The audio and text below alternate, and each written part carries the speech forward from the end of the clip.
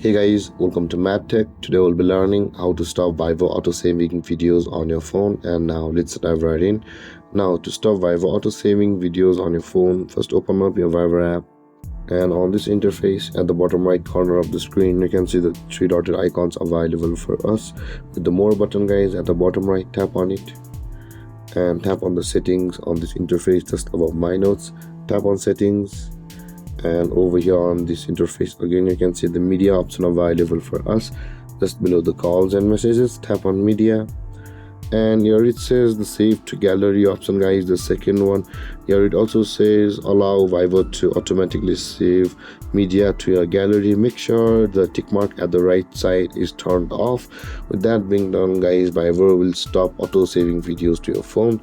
And with that being said guys, this is how you will be able to stop Vivo auto-saving videos on your phone. And if you have any confusions or questions regarding the topic, feel free to comment in the comment section below, and don't forget to like, subscribe and hit that bell icon for more videos. Thank you for watching guys. Peace.